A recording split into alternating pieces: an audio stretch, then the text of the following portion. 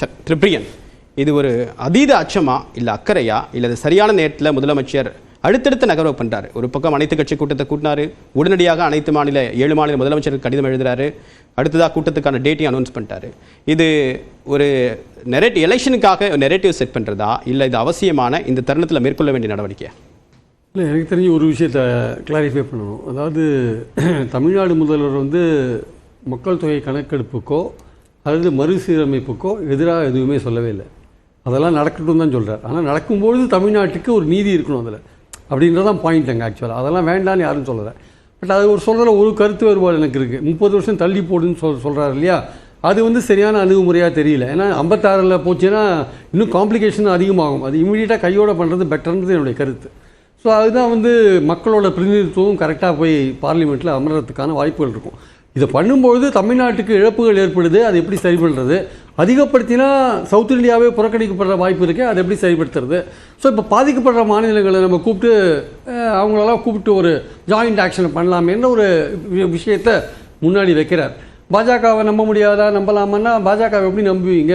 Delhi government விஷயத்தில் தேர்ந்தெடுக்கப்பட்ட அரசுக்கு தான் அதிகாரம்னு சுப்ரீம் கோர்ட் சொல்லிட்டு நீங்கள் என்ன பண்ணீங்க? அடுத்த நாளே ஆர்டினன்ஸை போட்டு பவரை பிடுங்கினீங்கல்ல, கவர்னருக்கு தான் பவர்னு சொன்னீங்கல்ல.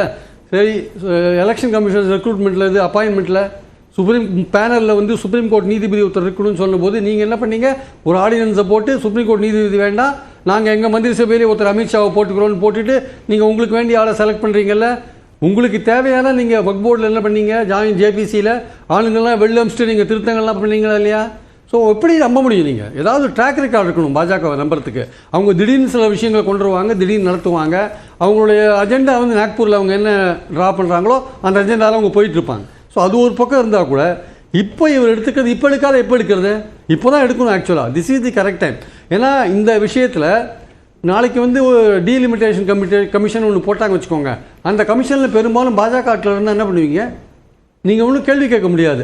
அது ஒரு முடிவெடுத்தால் வச்சுக்கோங்க, அரசியல் சட்டம் 329 படி நீங்கள் கேள்வியே கேட்க முடியாது. அப்போது எப்போ யார்கிட்ட போய் எப்போ முறையிடுறது? இப்போ தான் நம்ம ஆரம்பிக்கணும். இந்த விஷயம்லாம் ஆரம்பிக்கிறதுக்கு முன்னாடியே நம்ம ஆரம்பித்தாதான் நமக்கு நீதி கிடைக்கும் ஆக்சுவலாக. அதனால தான் நீதி கிடைக்கிறதுக்குரிய ஒரு வாய்ப்பாக பாதிக்கப்படுற எல்லோரையும் சேர்த்து கொண்டு பண்ணணும்னு நினைக்கிறார் ஆக்சுவலாக. ஆனால் இது வந்து எவ்வளோ தூரம் மற்ற மாநிலங்கள்லாம் இதுக்கு ஒத்துழைப்பாங்க அப்படின்றது ஒரு கேள்விக்குறியான விஷயம்.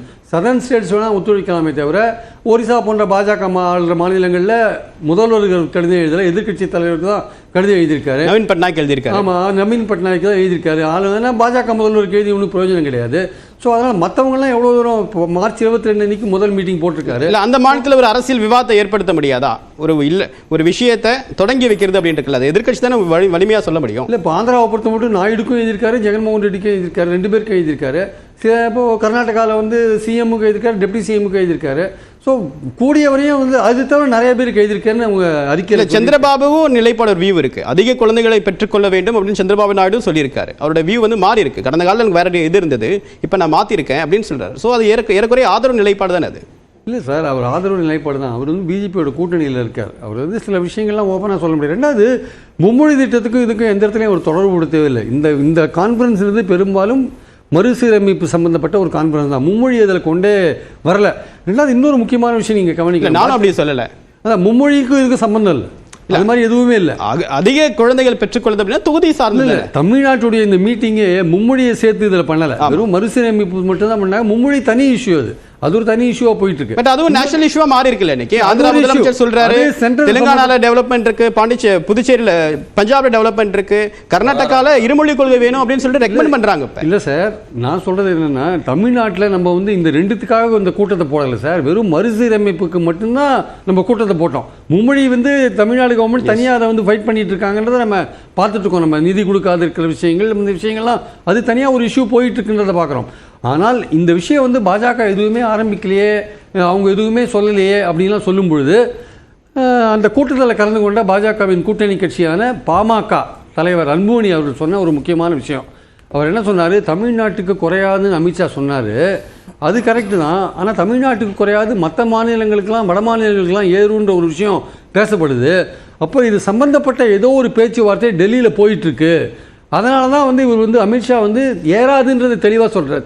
இறங்காது, தமிழ்நாட்டுக்கு ஒரு சீட்டு கூட குறையாது அப்படின்னு சொல்கிற நீங்கள் வட மாநிலங்களுக்கு ஏறாது அப்படின்ற ஒரு விஷயத்தை ஏன் சொல்ல மாட்டேறீங்க? அப்போ என்ன ஃபார்முலா பண்ண போகிறீங்க?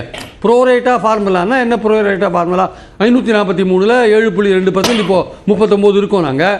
848 ஆச்சுன்னா அதே 7.2% கொடுப்பீங்களா மாட்டீங்களான்றதான் ஒரு கேள்விக்குறி. அப்போ நீங்கள் வெளிப்படையாக நீங்கள் வந்து விஷயத்தை சொல்லாத போது, அதுவும் வந்து 26ன்றது நெருங்கி நிற்கும்போது இந்த விஷயத்தை இப்போ ஆரம்பிக்காத எப்போ ஆரம்பிக்கிறது? இது அரசியல்லாம் கிடையாது சார், இது தமிழர்களோட உரிமை, தமிழ்நாட்டுடைய உரிமை. இதில் நம்பர்ஸ் குறைஞ்சதுன்னா வந்து எதிர்காலத்தில் வர சமூகம் வந்து இப்போ இருக்கிற கவர்மெண்ட்டை வந்து விமர்சனம் பண்ணுறதுக்கான வாய்ப்புகள் இருக்குது. அதனால் சரியான நேரத்தில் சரியான ஒரு இதை வந்து விஷயத்தை வந்து கையில் எடுத்திருக்கார் முதல்வர் என்பது என் கருத்து. திருமதிவாணன், இந்தியா கூட்டணி அப்படின்ற ஒரு கூட்டணி ஏற்படுத்தப்பட்டு காங்கிரஸ் இல்லாத கட்சியெல்லாம் ஒருங்கிணைந்து தேசிய பிரச்சனையை பேசினாங்க. தேர்தலுக்கு முன்பும் சரி, அதுக்கு பிறகும் ஒரு சில மாதங்கள் ரொம்ப ஆக்டிவாக இருந்தாங்க. இது தமிழ்நாட்டை மட்டும் பாதிக்கக்கூடிய விஷயம் இல்லை, தென்னிந்திய மாநிலங்களும் கிழக்கு மாநிலங்களும் கடுமையாக பாதிக்கக்கூடிய விஷயம் தான். எதிர்காலத்திலே மிகப்பெரிய தாக்கத்தை ஏற்படுத்தும். அப்படி இருக்கும்போது தமிழ்நாட்டிலிருந்து முதலமைச்சர்கிட்ட இந்த குரல் வருது. ஆனால் கூட்டணி கட்சியான காங்கிரஸ், எதிர்க்கட்சி தலைவராக இருக்கக்கூடிய ராகுல் காந்தி இதை பற்றி எந்த விஷயமான கருத்தையும் சொல்லலை. இன்னொரு பக்கம் தன்னை தேசிய தலைவராக காட்டுறதுக்காக முதலமைச்சர் இந்த விஷயத்தை கையில் எடுத்திருக்காரு அப்படின்ற விமர்சனமும் வருது. நீங்கள் எப்படி பார்க்குறீங்க? இல்லை, இந்த விமர்சனத்துக்கு பதில் சொல்கிறதுக்கு முன்னாடி அண்ணன் ராம்கி வந்து என்ன பேசினாருன்னு அவர் திரும்ப தயவு செஞ்சு போட்டு பார்த்துட்டு அவர் திரும்ப பேசணும். இப்போ ஏன் எடுக்கிறீங்க அப்படின்னு கேட்குறாரு. 26ல் அது முடியுது சார், முதல்ல அதை புரிஞ்சிக்கணும். 26ல் முடியும் போது 25ல் தான் அதை பேச முடியும். 26ல் டீலிமிட்டேஷன் கமிஷன் போதுனதுக்கு அப்புறமா பேச முடியுமா? தேர்தலுக்காக பேசுறீங்கன்னு சொல்றாரு இவர். இது எந்த அடிப்படையில் பேசுறேன்னு தயவு செஞ்சு புரிஞ்சுக்கிட்டு பேசுனா. இன்னொன்று என்ன சொல்றாரு, மும்மொழி கொள்கை எடுப்படலை அதனால இப்படி பேசுறாரு. நான் திரும்பவும் சொல்றேன், நீங்க ஒரு நிமிஷம் வர தமிழோட விளையாடுனீங்கன்னா ரொம்ப கஷ்டப்படுவீங்க. தமிழ்நாடை பற்றி உங்களுக்கு தெரியல. ஒன்று. ரெண்டாவது, நாங்கள் என்ன சொல்றோம்னா, அரசியல் நாங்கள் பண்ணலை, நீங்கள் புதிய கல்விக் கொள்கையை ஏற்றுக்கிட்டாதான் நிதியை தருவோன்னு சொன்னது இந்த நாட்டுடைய கல்வி அமைச்சர் சொன்னார், நாங்கள் சொல்லலை. சரிங்களா? அதனால யார் ஆரம்பிச்சாருன்றதை போய் பார்த்துட்டு வந்து பேசுங்க. நீங்க தேசிய கல்விக் கொள்கையை ஏற்றுக்கிட்டாதான் சொன்ன, தேசிய கல்விக் கொள்கை என்ன சார் இருக்கு? வெளிப்படையாக கேட்குறேன், புல்புல் பறவையில் சாவர்கர் பறந்து வந்தார்னு படிக்கணும். படிக்க தயாரா இருக்கீங்களா? நீங்க வேணா போய் படிங்க, அதுக்கு அந்த அவசியம் எங்களுக்கு கிடையாது, அந்த ஏத்துக்க வேண்டிய அவசியமே எங்களுக்கு கிடையாது. இல்ல, காங்கிரஸ் வந்து நீக்கிட்டாங்க, அதை விட்டு அடுத்த டாபிக் ஏதுனீங்களா இல்லையா? மாத்துனீங்களா இல்லையா? இதெல்லாம் மாத்துவீங்க சார். அவர் சொல்றதுல முக்கியமான பாயிண்ட் என்ன தெரியுமா? புதிய கல்விக் கொள்கையை ஏத்துட்டீங்கன்னா NCERT சிலபஸ் நீங்க ஏத்துக்கணும் சார், அதுதான் பிரச்சனை, அதான் முக்கியங்க, அதான் சொல்றாரு அவரு. அதுதான் நீங்க இது மூலமா வந்துருவாங்க பள்ளிக்கூடத்துக்கு நேரா. ராம்கி வந்து இவங்க வந்து எல்லாத்தையும் மாத்தணும்னு ஆசை ட்ரை பண்றாங்க. அதை முதல்ல இவர் உணர்ந்து பேசணும். இப்ப பேச வேண்டிய கட்டாயம் அரசியலமைப்பு சட்டத்து பிரகாரம் தான் நாங்கள் பேசுகிறோமே தவிர இவர் நினைக்கிற மாதிரி நாங்கள் பேசலை. அவர் உணரணும். ஒன்று, மும்மொழி கொள்கைக்கு நான் பதில் சொல்லிட்டேன். அண்ணன் வந்து GK நாகராஜ் சொன்னார், நீங்கள் வந்து தேர்தல் வாக்குறுதி இல்லாமல் மறந்துட்டீங்க. தேர்தல் வாக்குறுதியை பற்றிலாம் மோடியோ பிஜேபியோலாம் ஒரு இடத்துல கூட பேச முடியாது. இதோ இங்கே மீனவர்கள், நீங்கள் கடல் தாமரைன்னு ஒரு போராட்டம் ஒன்று பண்ணாங்க சார், சுஷ்மா ஸ்வராஜ் எதிர்க்கட்சி தலைவராக இருக்கும்போது. இன்றைக்கி மீனவர்கள் போராட்டம் பண்ணி கைது பண்ணப்படுறாங்க சார். இது வரைக்கும் இந்த நாட்டுடைய பிரைம் மினிஸ்டரோ, இந்த நாட்டுடைய உள்துறை அமைச்சரோ, இந்த நாட்டுடைய வெளியுறவுத்துறை அமைச்சரோ எத்தனை இடத்துல இதை பற்றி பேசியிருப்பாங்க? மோடி அமித்ஷா வந்ததுக்கு அப்புறம் இந்த நாட்டு பக்கத்தில் இருக்கிற ஒரு சின்ன நாடு கூட நம்மளை மதிக்க தயாராக இருக்கா? சொல்லுங்க, பங்களாதேஷ்